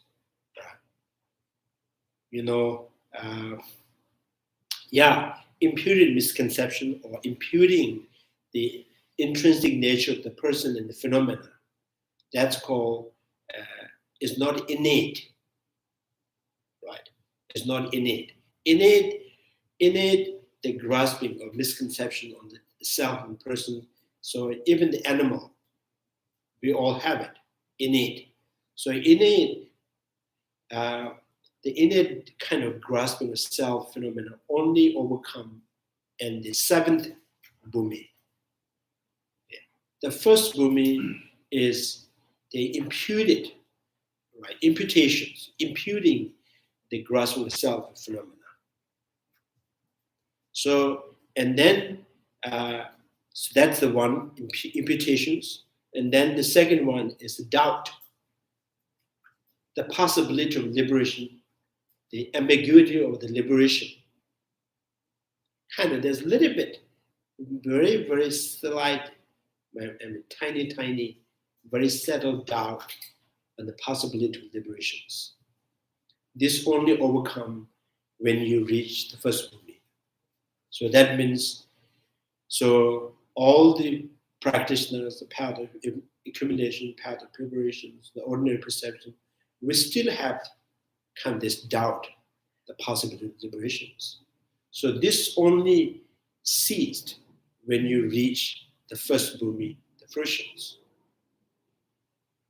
And then Tsurum Toshi Shonzi means when you view intrinsic existing of self person, and that brings the physical and verbal attitude. So there's a tendency, right? The expression, verbal and the physical, kind of, that is,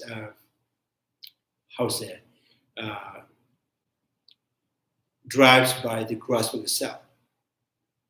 So, for example, the grossal example is, so there are some religious practitioners and all time, and they think the God, right? The God is kind of, so God is the creator, and if you wanted to be happy, if you're born in heaven, you have to ask God.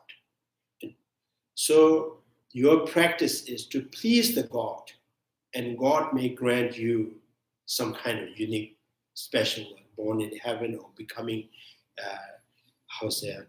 liberation or something. So for that purpose, only the path that's only driven by the faith, 100% putting faith, and He will do something for me. So that kind of attitude is called supremacy on the kind of, maybe you can find. So Dushu is the, Dushu is the, it's physical attitude. You have a supremacy. So therefore you do, sometime in the old time there's the people think that if you die on the Trishul, what do you call Trishul? Trishul? Shiv. Oh, the tripod. Yeah? The trident. The trident? Trident? So they are saying that if you die, you jump on that, you die, and then God will be kind of, God will grant you to born in heaven, or something like that. So some people, to please the God, and they have some kind of certain positions. Some yoga they do that, like Chandrakirti treatments. Like you stand on the like a chicken, into one leg, and kind of The leg, other leg. Yeah, one leg's tied on the other leg, and they look like something like that, right?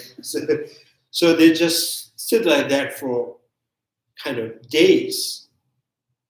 They think this attitude may please God, and by that you can be, maybe you can see the God, or you can go to the heaven. Some people say Gaumata, so they consider the cow as a holy cow, right? So cow has every part of the body, like in the forehead, and eye, and every part of the body, they think the God dwells in the cow. So then they go pilgrimage like a cow. The years they do their practice to purify it, to please the God. So this is called supremacy in kind of, I don't know what's the dushu is.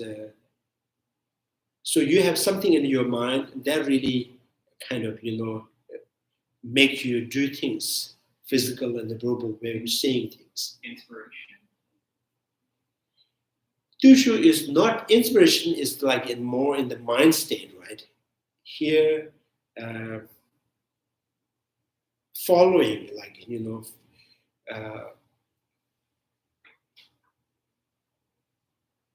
so kind of like a physical verbal is mimicking what you believe. Oh.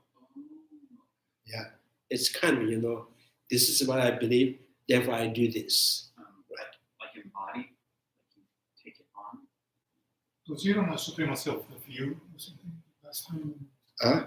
When we talk about supremacy, I thought there's some sort of attitude that has a supremacy of the view. Yeah, this whole attitude drives from this supremacy of the view, because supremacy view and this supremacy on the so when you have supremacy means you think this is the supreme, right? The grasping of self, the intrinsic existing of the self person, is this view is the supreme, right? And that really kind of generates your verbal and the physical actions. And then you also think this is the way I'm saying, doing are all supreme quality to reach the kind of higher realm of the God, of Bhagavan. So this, what is implying is, although we are not have this kind of physical, but we have the seed, we have the tendency. So we may do that. So if someone really kind of brainwashed you, so you may do these things. So this seed will only overcome when you reach the first fruition of the noble being. So that's why that and then new idea comes, people just try to follow, excited, right? So that means we have the supremacy and the the kind of attitude, mental attitude or physical attitude. So I think this is like when you watch the Bruce Lee movie, so when you come out from the theater and you may do things, make sound or something like that. So these are because you got attracted, right? Or you find this is something unique, super, right? Like kids follow the Spider-Man and Superman. So they think something they're in their mind, they're so attracted to, right? So those people, right, who are sincerely out of faith, devotion, they walk like a cow, they stand like a chicken, and then they jump and kind of like suicide or something like that. So this all because of them, they are attracted to something. This is the only way. This is the supreme quality. This is supreme path to reach the Bhagavan. Nowadays, still in the 1980s, there's the kind of practice in a village, in a kind of remote village in India. I saw it. Now those people who is doing that is not for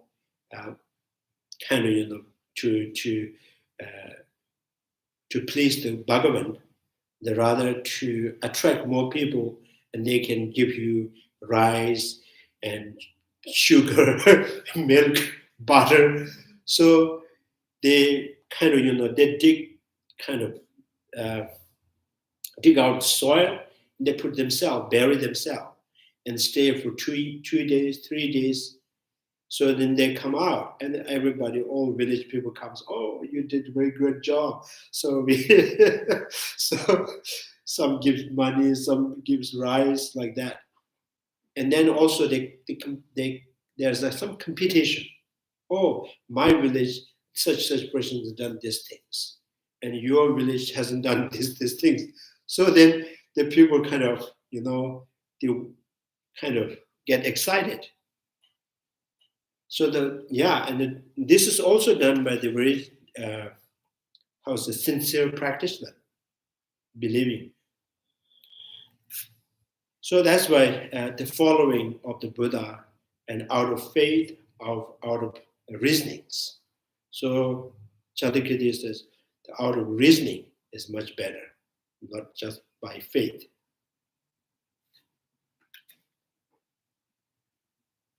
Julie has a question. Oh, Julia has the question.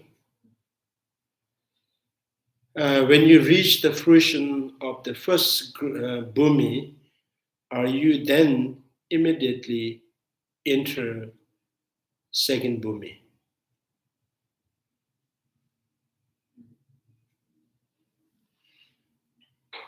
Are you then immediately? I don't think so. It may take longer time. So to reach the second bhumi, again, this first bhumi has to accumulate a lot of merit and has to kind of, I think there's a lot of process to completing perfection of the morality, and that through that in enhancing the, their great compassions, the bodhisattvas, the lot of work to accumulate merits. So when you become the entering in the second bhumi, that means you have already accumulated, you have complete accumulation of the merit that has to be done within the first round. Yeah, the first bhumi and the second bhumi is not like, you just get out from one bus and just enter another bus. So it's not, there are a lot of process, right? So that's why it takes long for enlightenment.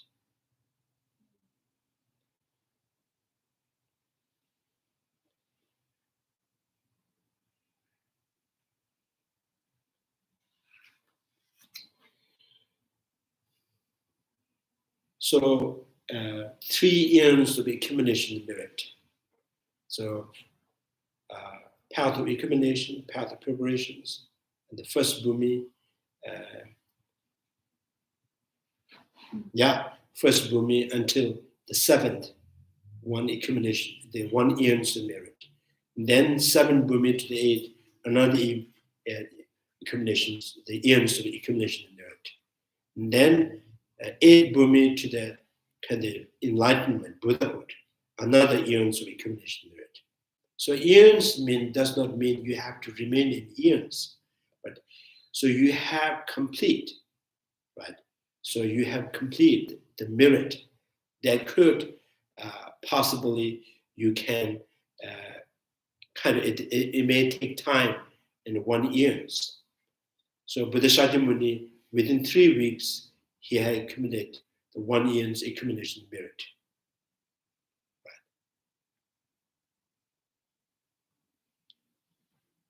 And then within the hell realm, Bodhisattva Muni, hell realm, I think he said 8 years or something, with that accumulation merit. Just by generating great compassion once, is accumulating a lot of merits.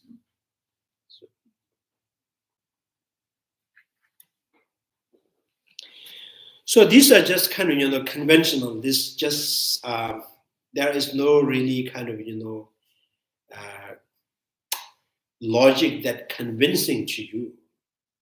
So these quality that mentioned in the text is kind of indicating that So bodhisattvas, the first bhumi, all right? So not just knowledge. So it has tremendous accumulation of merit. So this is what they want to say.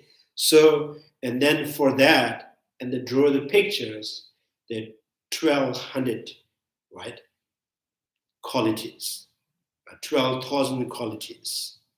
And then this is, so Bodhisattva, the first bhumi, by generating great compassion, meditating compassion, they can shake the 4 planets. So, right. And then like a second bhumi can 8 planets, continents, or something like that. So this is a kind of,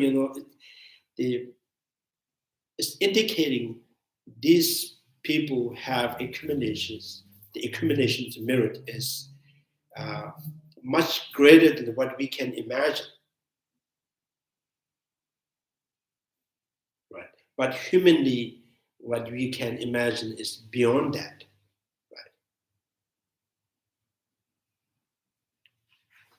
I think they're all trying to point out Buddhahood is not easy. It's not just, it's not like a university exam.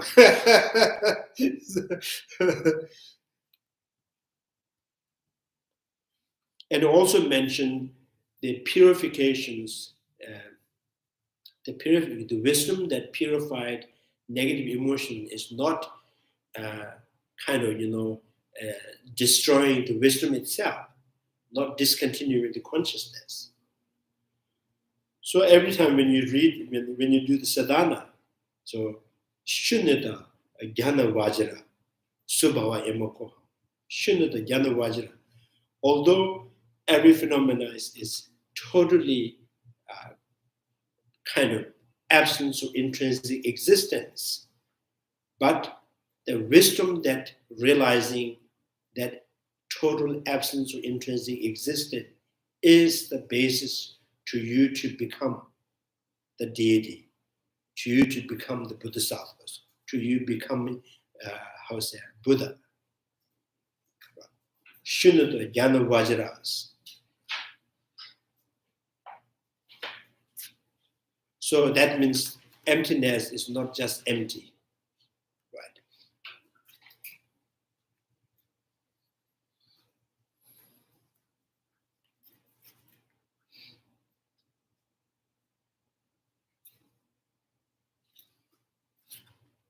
Oh, it's 4:30. Any questions?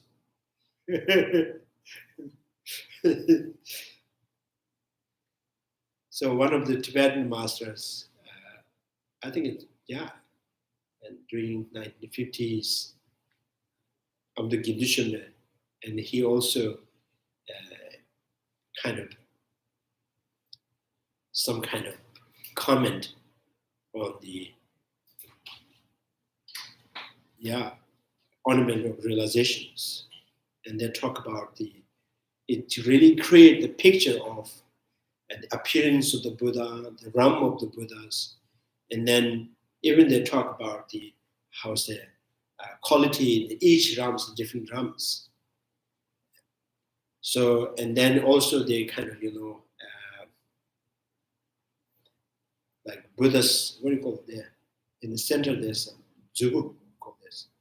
There's something in the forehead. Buddha has. So the text also mentioned that the measurement of that, the kind of hair that kind of coils in the forehead of the Buddha, right? So the text also mentioned how long that is. So he was saying that that related up to the individual, how he raised. So like maybe like for if United States and American, right? American raised in American culture and the traditions, and then he may kind of understand what Buddha is and what the quality, what the liberations he can understand. When it comes to measurement, he may tell that too long is not beautiful. So maybe it's 1 foot long. So if this comes to the kind of, the like country that, like, Afghanistan, so people make long hair. So they will say, short is not good, not beautiful. This has to be much 100 meters. But there is quality. That's the point, is the quality. Right? So these are all the Buddha's appearance is the kind of that indicating the how much, or how say, so the accumulation, the merit he has accumulated, the sign of appearance, and all of them as a result of accumulation of merit. So accumulation of merit means through the practice of generosity, morality, patience, the concentration, and the wisdom. Right? So if you want to attain the Buddhahood, you don't have to go and try to make things on your felt. So you just meditate in emptiness and generating compassion. This too is enough to become the Buddha. So when you do the prayer and they kind of imagine the Buddha, then you may need this kind of the quality that mentioned in the text to make a picture of the Buddha. Okay.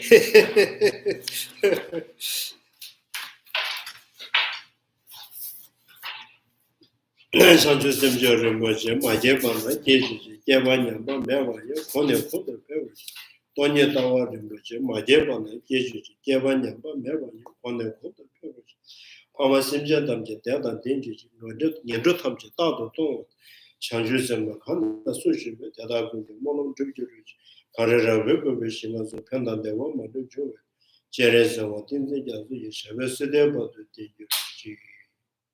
May the precious children at that born rise and grow. May the bone of blood decline but increase forevermore. May the precious mind realizing emptiness not yet born rise and grow. May the bone of blood decline but increase forevermore. Due to all these merits, may all Father and Mother Ascension accept all happiness. And may all lower realms be empty forever. Wherever there are bodhisattvas, may all their prayers be accomplished immediately.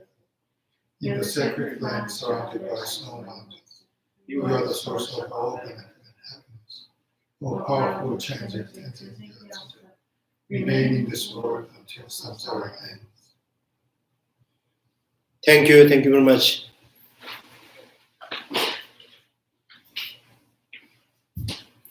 Thank you, Junila.